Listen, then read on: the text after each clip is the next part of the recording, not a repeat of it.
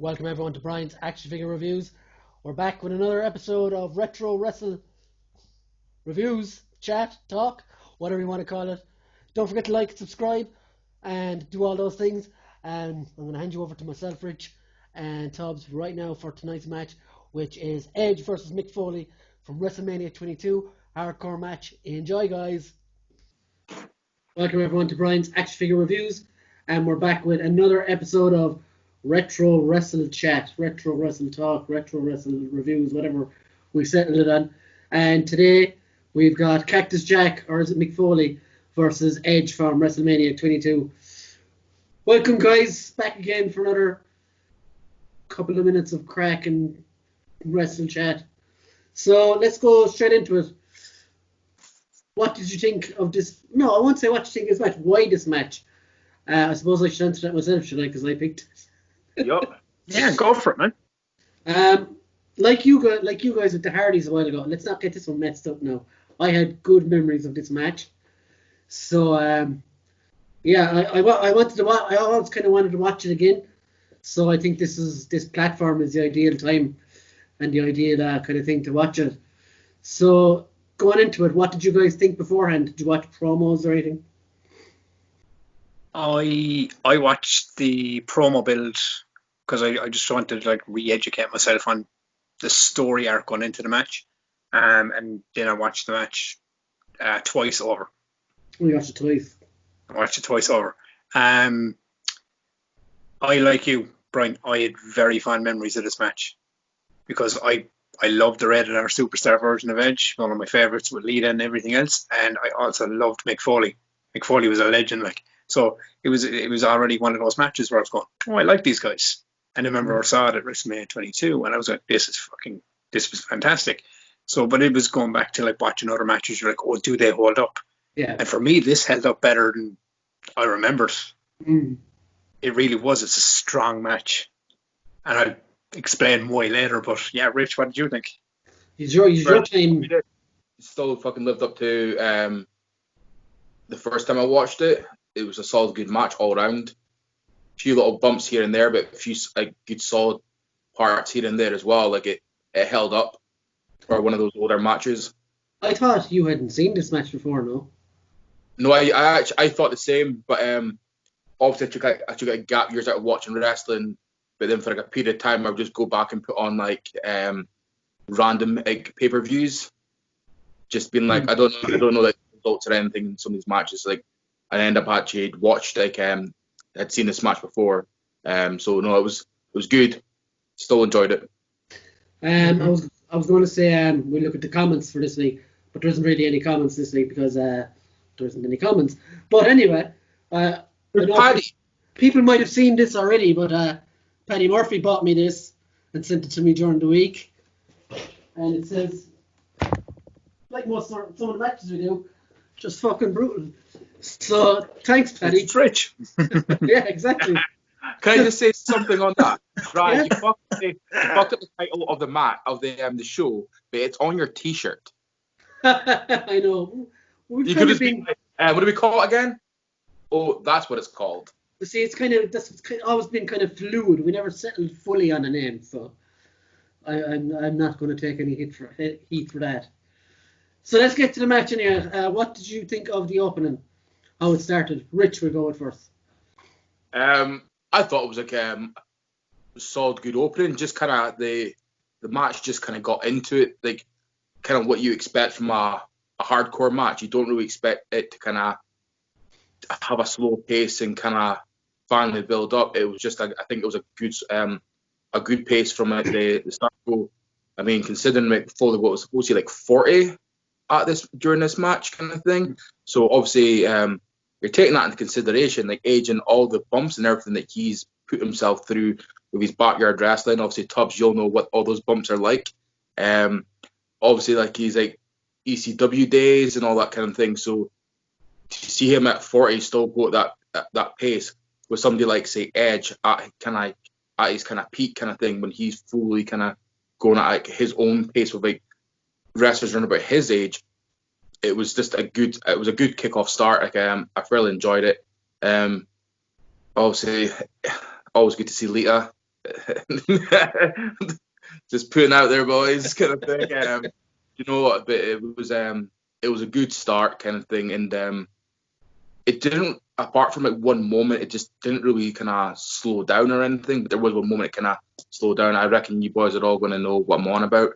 But no, like the start of that match was just like phenomenal. Just kicked off. I think like when Edge went and got the baker's tray and he cracked Mick Foley, and I was like, you know what? See, for a fucking baker's tray, that sounded brutal.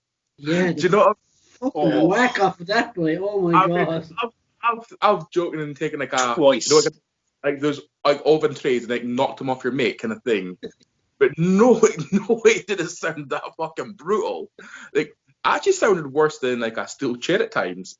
You know, when he did the first one, I was like, fuck that, like that for a fucking baker's tray. I was like, that was fucking sore. But obviously, very what Mick Foley's fucking used to being hit with though. You could actually feel it, like, couldn't you, with the fucking the bang off of it? Like yourself, when he hit him, I was like, oh. Yeah. Legit reaction. It was stiff as fuck. Like. Well, let's go into you, Tubbs. What do you? Well, let's not go into you, but give us your thoughts on the opening of the match. Oh, before I go into it, can I just say? Of course you can. Can we raise a glass for Lillian Garcia?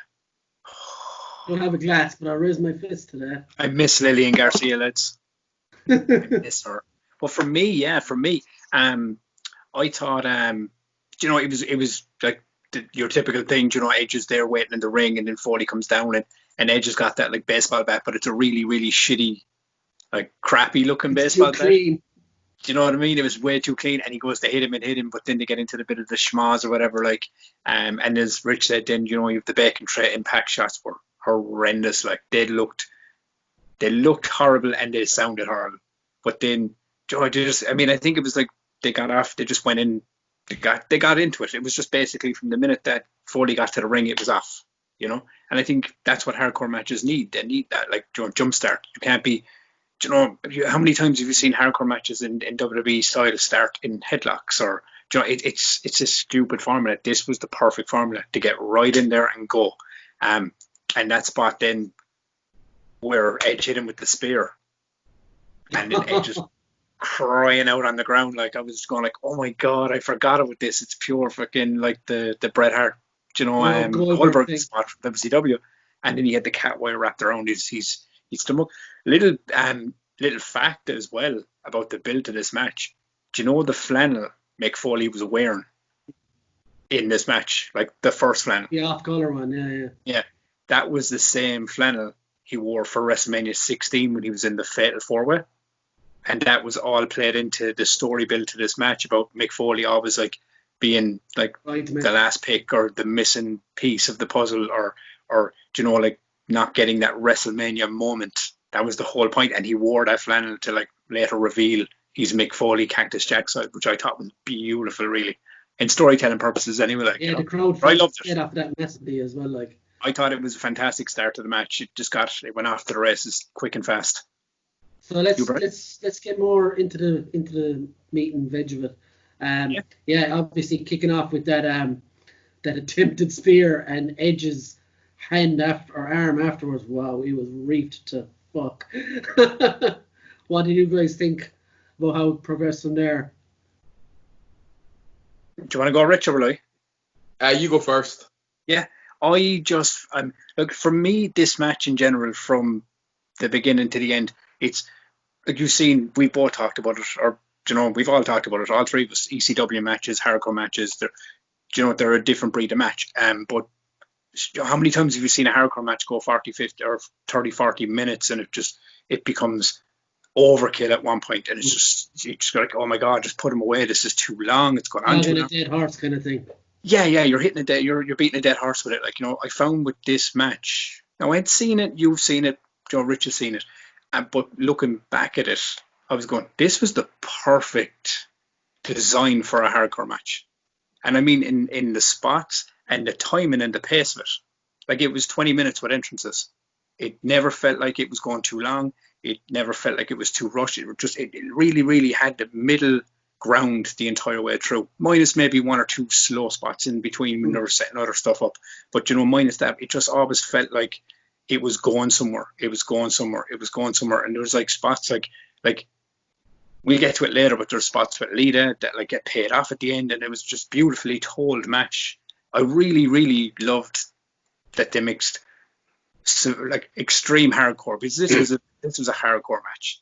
These guys came out of this broken and battered at the end of this match, like, but the storytelling never dropped for me, and it was what I loved about it. I was going, this is a fantastic match. Rich? No, I totally agree with you. Like, man, bloodshed in WWE, boys. Yeah. Remember that? Because I totally forgot about it. It's been a long time. Usually nowadays it's by accident. Mm-hmm. And it still get fined. Yeah. Before that. It was amazing. I think one clever thing was Mick Foley revealing to bring out the inner Cactus Jack, because Cactus Jack was the hardcore of the Mick Foley characters. And I think, like, if you're going to go all in, it's like release that inner beast or demon kind of thing. And that was Cactus Jack for Mick Foley for the hardcore side of things. And I thought that was just like amazing. Just small things just to kind of get the good old bang bang. Remember when he was like, you kind of beat him outside the ring and just bops that? And I was like, man, like, I loved that.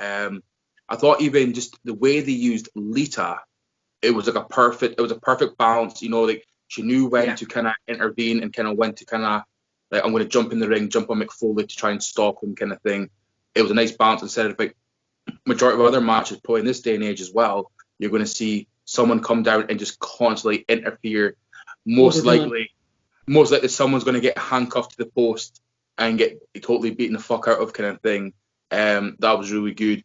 I mean, overall, just great. Like, when you see at the very end of the match, when you see, obviously, Edge is fucked, and you see him, like, how many times do you see the winning wrestler march up that ramp so quickly? You see him get up there, and you see, I think it was one of his eyes. One of his eyes completely covered in blood. Horrible. All the bloodshed. She was pulling tacks out of his back when she was crouched down next to him, man. That was like, I was like, oh my god, like. I mean, you could tell how the impact on that was, because at the end of like 5-10 minutes later, the tacks were still, well, I guess, intact, like in his back kind of thing. You know what I mean? You're welcome, boys. They were still sticking like in there. But I think there was it Mick Foley did what did he do? Was it like a pile driver or a power bomb? And then the way that Edge received it and bounced, like, he almost landed, like, he was so close to landing on the bat with all the that was the pile driver. That was the pile driver. Yeah.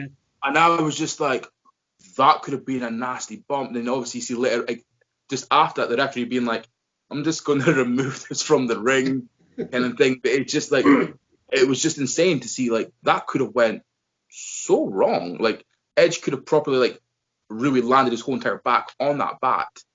And I mean, like, yeah, exactly. Your reaction, Brian, it kind of says enough. Like, and it just shows you, like, how well, like, you do need an in-ring referee for these kind of matches. Well, because technically, you think when it's a hardcore match, you'd maybe just want to stay outside the ring and kind of keep an eye from that kind of point. But, like, it just shows you, like, how important not just the wrestlers for this story, but the referees are a very key person to ensure that, like, the safety of all the talent as well is going to be there, being like, right, fuck, I need to get this bat out.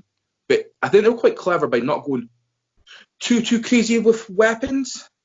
I think there was a nice balance. That you got the table, you know, like, you had to have the table there. You had to have, like, a chair. It was a nice balance. Thank fuck there was no candlesticks, because I've never understood candlesticks in a match. You know, I understand random things like this is what we use to set up the rings and that. I'm still trying to figure it to this very day. Tubbs, you tell me, why the fuck did they use candlesticks for? Who's been leaving bamboo sticks around? Dude, I'm with you on that one, because I prefer the matches that, like, I mean, look, do you know when he picked up the steps and the barbed wire bats there? Look, he obviously put it there, and, you know, Edge obviously put the thing there. They were placed there by the wrestlers, and everything else was shit they found under the ring, you know. But yeah, candlesticks became a new thing. Like, Sandman used it, but, like, Sandman used it in ECW, but that was his trademark. That was his thing. But in WWE, it just became a thing. It was like candlesticks became the thing they used. It was I never understood it myself. I was always kind of going, seems like a really weird weapon. Remember the guy, Steve Blackman? He fucking Yes. brought it. He's the one that That's who brought it to WWE. Good man, Brian. Stole it from Sandman. It was a Singapore Kane in ECW, I believe. Yes. But I mean, go on. yeah, go on. No, fire away. No, all I was going to say was two things you didn't mention was, for me, one thing that added massively to the match was Joey Styles on commentary. He's absolutely amazing.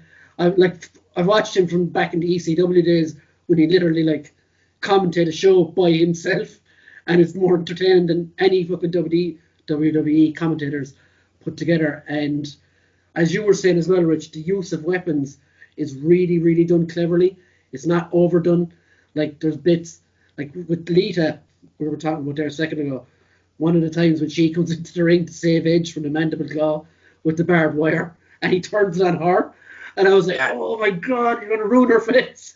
He legit bust her lip with that as well. But she was outside the ring, and you see her covered in blood as well. Oh man, 17 minutes runtime for the actual match, I found actually fucking flew. I checked at one stage, and it was already at 12 and a half minutes. I was like, Jesus Christ, it's hardly over this soon. You could have shaved 2 minutes off of that easily. Probably, but yeah, it's the part where obviously Edge is overselling the elbow because Mick Foley is taking his shirt off, and then he's trying to take his fucking never-ending extended barbed wire off. So Edge is fucking obviously you can see Lita being like, "Don't move yet," kind of thing. And while Mick Foley's fucking trying to unclip, it's that should have been a better executed kind of part. So I think that that match would have been 2 minutes kind of shorter if that didn't go on as long. And I think the other thing as well that I wanted to mention was Edge had just come off losing the WWE title, I think, to John Cena. Yeah. And even though he was champion, he never seemed, at the time, he was always kind of that upper mid card guy. But I think this match really fucking pushed him up that further level, beating on Mick Foley. You know what I mean? You've beaten one of the top kind of people in the industry. So when you do that, it's that's you now you want to step up to their level. You know, you've worked your way up. You've beaten these guys who are at the top. Yeah, you've got to up your game now, and I think that was it for Edge. He bet Mick Foley. It's time to up your game. You know, at his own game as well. Yeah. I mean, and to go back to what you were saying, Brian, about the whole John Cena thing. This is what actually led into this match. Oh no, yeah. Mick Foley was the guest referee for their title match, and Edge felt that Mick Foley screwed him over. So that became this thing of Mick Foley was taunting him about, you're past your time. You never had that WrestleMania moment. I'm going to, challenge you to a match, and I'm going to keep my undefeated streak intact, because he was very aware that he was undefeated at Mania at that point, which I thought was beautiful storytelling. And then Mick Foley then up the ante, made it a street fight, and then it brought it to where it was. But I thought the story arc leading into it was very much a really good thing. It was revenge for losing the title on Edge's part, and keeping that, what he felt was his WrestleMania, streak alive. Yeah. And Mick Foley it was about trying to prove that he was, he wasn't washed up, and he could still, dig down deep and get that WrestleMania moment. And I felt in this match, Mick Foley really did. I felt he dug down really deep for this match. And came out swinging, it was fantastic. It's probably his last great match, I would say, even. I mean, I could be wrong, but I think I might have fought Flair in a street fight after this. I can't remember the time frame. But this was definitely his last Mania. Yeah. Because I know he did wrestle in TNA after this, but I think for WWE, I think this was the last quote shot of a WrestleMania moment.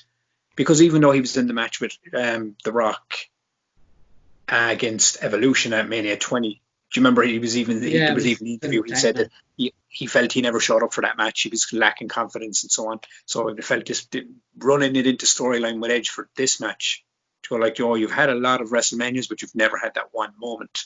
Mm-hmm. And this is, I'm going to challenge you to give you that moment, but I'm going to beat you. And I thought it was pure arrogance on Edge's part. It was brilliant. I'm going to give you the moment, but I'm going to take it from. It was very good. I loved it. So, guys, we'll go on to the spots. I'll start with you, Rich. Worst spot? Obviously the one I kind of mentioned, because I think I've got two. I didn't quite like. Obviously, was the overselling of the elbow. He went down and you heard him go like, and obviously the referee. I mean, if you watch that, it actually looked like a clean spear, right? So when you see Edge, all of a sudden, like, because I kept rewinding it to see what actually happened, and the commentators like going, "Oh, I think he's fucked his elbow." I'm like, cool. And you hear him kind of screaming, going, it fucking hurts, kind of blah. And next minute, like, obviously, as soon as Mick Foley takes off his shirt, he's just kind of like sitting at the buckle, just kind of like, just chilling, being like, and I'm like, wait, you give him the spear? So you are actually all right. But Mick Foley seemed better off than that, and then obviously Mick Foley was struggling to get the barbed wire off. So obviously he had to kind of keep it going a bit longer.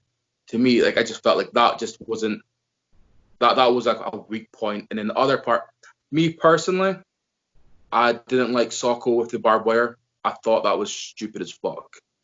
I get what it is. Socko is his trademark, the man of the clock and thing. I totally fucking get it. You're in a hardcore match, so what you're gonna do? You got barbed wire, wrap it up, kind of thing. But it's quite funny because when you see him kind of wrap up, like, obviously because he only sticks like that of his fingers into the people's mouths, kind of thing. So obviously you get that curve and that's it. When you watch him like wrap it up, you just see the barbed wire kind of go around like that to palm of the hand. You're a bit like, okay, once again, and fucking folk will be fed for me saying it. Worst camera angle again, once again on that to kind of to sell that moment. I just thought that moment was just stupid. I like to say I get why they did it because the Socko was a trademark of his finisher. But the barbed wire part, I was just like, to me, it wasn't fucking needed. Okay, so for me, my worst spot would, when they're outside fighting, and Mick Foley runs at Edge, and he tries to hip toss him onto the steps, and he completely fucks it. And it's just like, that was so sore though. You know, that's what I mean. Back on the stairs, it was so fucking brutal. I don't know. I just thought it looked like a botch or something to me. It's like either they missed the steps or they didn't get close enough or something, and ended up probably fucking bollocksing up his hip or something. But it didn't look right to me, and that would have been my worst spot anyway. What about you, Tubbs? The two spots, they're not major spots or anything, but the first one is, I have to agree with Rich, is because I never really liked, as much as I like Foley, I was never a big fan of his 3 of woe kind of running elbow drop thing. So I was kind of like, so that spot for me, as I said, going back to what Rich was saying about revealing the thing, the cat wire took too long as well. And it did, he was snipping away while Edge was overselling. It was kind of too long of a spot. But the second spot that I didn't like was when Edge reversed the move on Foley and walked him back to the cooking tray to give him the DDT. And he misses it. Yeah. And he missed it. But I will say one thing, as much as I didn't like that spot because I just didn't like how it looked, and it just didn't, he clearly never even hit the mat with his head or whatever, or the tray, whichever. But they did get one thing right that Rich was calling for weeks. They switched to a different camera angle to make it look more impactful. Right before he landed, we knew because we're wrestling fans. We go, he didn't hit, but they flipped the camera angle to kind of show, maybe he did, But so they're my two, So let's move on to the best spot. Now, for me, might not have been the best spot, but the part that made me wince the most was, when they're outside the ring and they're on the ramp and Foley's trying to get away and Edge grabs a hold of his hair and whips him onto the ground, and the fucking smack off the ground. Like, I rewatched it again, you can see, that Edge is just holding him and Foley throws himself back. Yeah. But you can see his head bouncing cleanly off that fucking that ramp or whatever it is. Foley, man. Foley's never been the man to like how can we do this the safest way, that was a legit head bounce. I was like, you fucking psychopath. Can I say one thing? Because this match, right, had so many crazy spots, I think we gotta have at least 3. because there's a lot of mental good spots in this match. Okay, so 3, right? We'll probably be jumping all over each other's picks here, but anyway. It doesn't matter. I can't go without saying the spot at the end. Oh, the finish, yeah. Fucking amazing. It was fucking savage. And I think it would have been even better if fucking Lita somehow fell into it as well. But that's whatever. Obviously, the cookie tray one at the start, it was just made me turn away for a second. So anything that does that to me is good by my books. What about you guys? Rich? Like one of my highlight points is over like different kind of parts of the match, but it's kind of the same thing. It's the barbed wire bat on the fucking head, boys. Oh, yeah. Both of them fucking took that like a saint. You know what I mean? Like the fucking hell. Especially I think it was the one when like Foley just fucking kept like rubbing it. And then I think Edge did it to Foley as well. Is that over the ropes? Yeah. Yeah. And that to me, that was a highlight. They both took it like champs. You know, you get certain fucking wrestlers who go to a hardcore match and they'll be like, I'm willing to do that to you, but you ain't getting to do that to me. But for me, like that was a highlight moment, man. That was fucking brutal. Another highlight moment, it was a moment I spoke about at the start.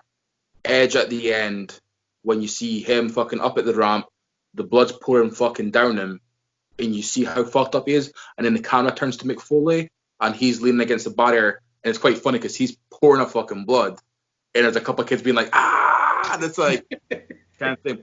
But it just showed you the outcome of this match, that there was a winner, but both men are standing, but both men fucking went to battle, fucked each other up, and it was just like, oh man, like, I think to me, just seeing the outcome on both of them, instead of like seeing you get those certain matches where like the winner is the only one standing and the other one's like lying down covered in blood kind of thing.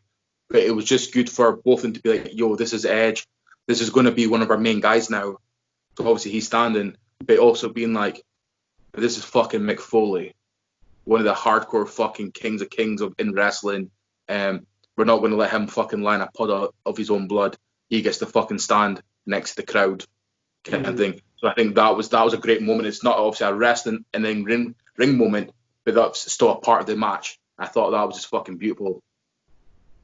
Okay, so we're gonna have a new topic. I have my moments, motherfucker. Oh shit! Sorry, Tubbs. Everyone's forgetting about Tubbs now. Nobody likes Tubbs. But okay, so yeah, my first one is the spot where Lita jumps on Mick Foley's back in the ring when Edge is tied up in the ropes. Yep. And instead of like trying to get Lita off, Mick Foley does what Mick Foley always does in situations. He just goes full fucking throttle, runs at Edge, and over the top rope. All three of them. But it was the bump that Lita took from that. Like she went off of Foley's back, man, and went out and fucking could have busted her tailbone. It was horrendous, like, but in the best way. You know? My second one is kind of in and around one of your bad spots, Brian, but it's the one after it. It's when Edge throws Mick Foley at the steps. Oh, yeah. And he hits it fucking knees first and catapults over. I thought it was so fucking sick, but the selling on Foley's part was just fantastic, like, because he looked like he had broken in half. Do you know what I mean? It was just fucking unbelievable. But then, you know, obviously the finish spot of the match, for two reasons. One, because the two boys went through a fucking table full of fire. You know, it was fucking crazy.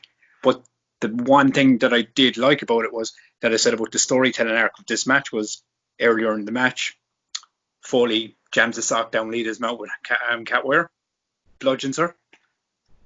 And before Foley gets put through the table, Lita hits him clean in the balls with the baseball bat. And fucking kind of takes control back of the match for Edge. I thought it was just a sweet little turning point of that finish. I was like, that's fucking beautiful. So they really kind of like spun it from here to here. I was like, that's good storytelling right there. But yeah, the finish, like, and it was just Edge after coming out of that fucking table was just, he looked destroyed. Like he looked like, I think it was one of those things where like, I can't believe we just did that.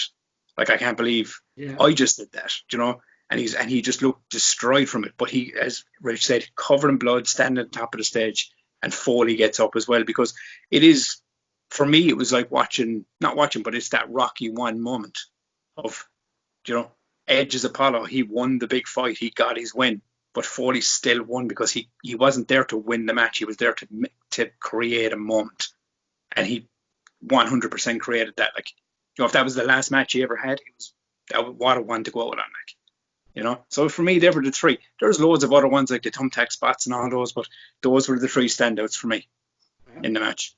So this one is actually fairly easy. I meant to put this in last week, but I forgot. Right winner, yes or no? Yes. I would agree with you 100%. It, like I said earlier in my thing, I felt it catapulted Edge onto the next level, and like you said, Tubbs, it gave Foley the big mad fucking mania moment he was looking for all the time. I mean, I think that was the match. I think the entire point of this match was to design that, was because Edge at that point, if you remember, that was kind of, he had won the title, but that was coming off of like the back of all the Matt Hardy stuff and all that. So like, and he was himself and Lita were genuinely hated. Like, he was playing that heel character for real at that point, because he was like, like, I'm not respected, but I'm going to show him what I can do. And I think in his head was, this match is going to put me on a higher pedestal. I'm going to be able to show people what I can do and why they've been overlooking me, while giving Foley exactly what Foley needs right now for his confidence and so on. So I think these two guys, because like, you got to look at the story arc and how they portrayed themselves on camera. These two have openly said that they're great friends off camera. They have great respect for each other. I don't know the word, but they just really camaraderie. There you go. We go with Brian's word. It sounds better. But on screen, they legit looked like they hated each other and they wanted to take a pound of flesh out of each other during that entire match. That's great storytelling, man. Not once did I question. It's like, oh no, they're just mates having fun. No, they were looking to kill each other. You know what I mean? And it was fantastic. Like, I love, we spoke about it. We've talked about it before, friends. I love a good story, and I love some fucking Lita boobs as much as Rich does. So for me, it's all just came together. Fantastic match. But it was definitely the right winner for reasons like Rich stated a while ago about Edge being catapulted, and for Foley. Foley, got what he wanted. Edge got what he wanted. So there was no loser in this match.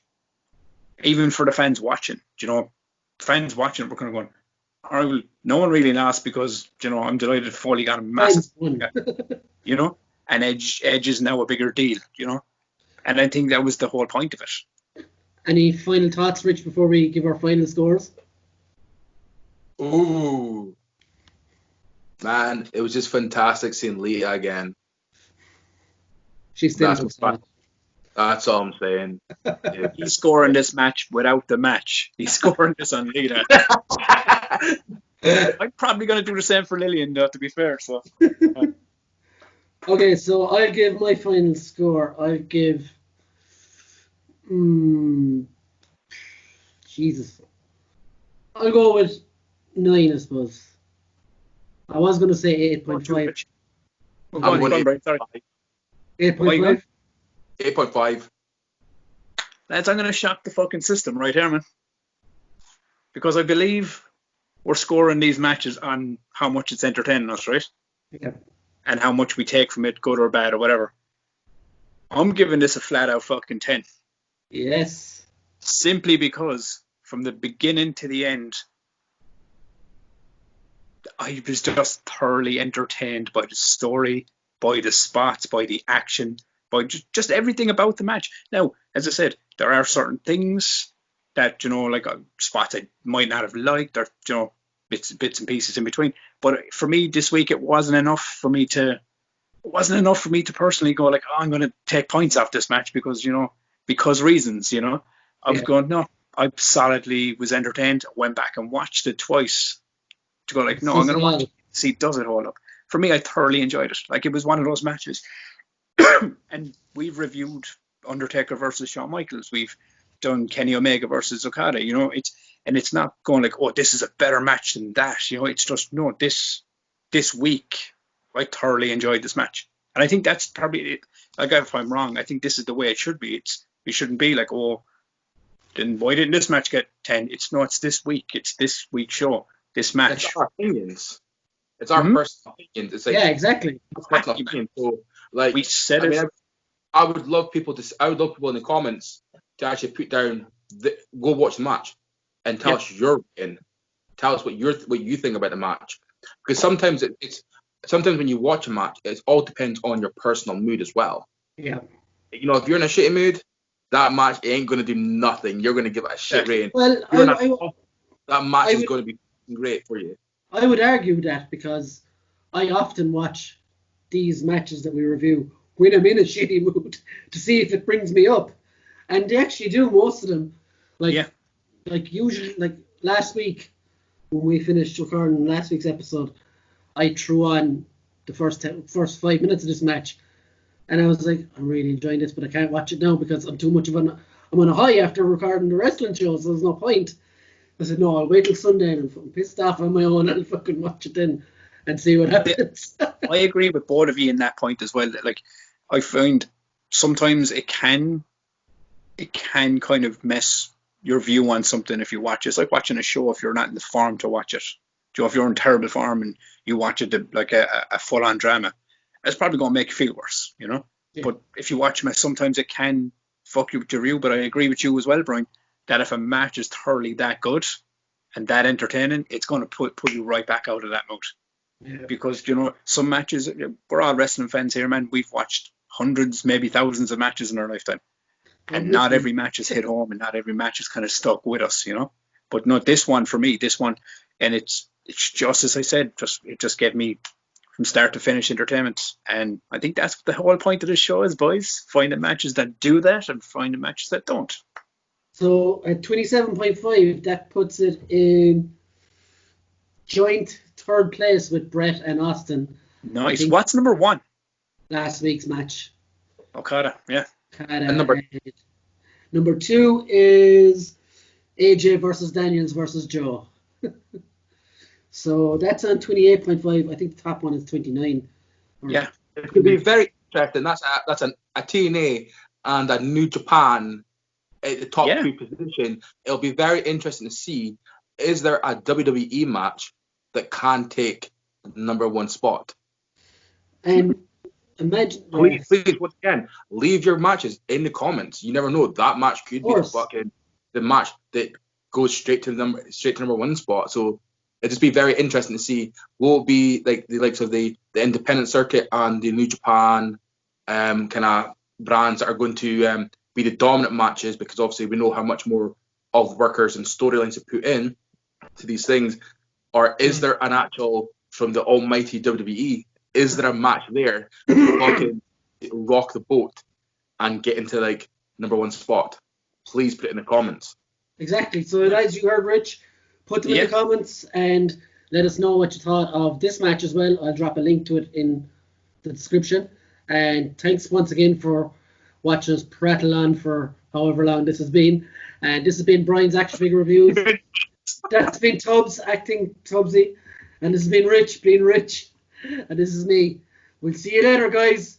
Have a great weekend, a great week, and all that stuff. Bye.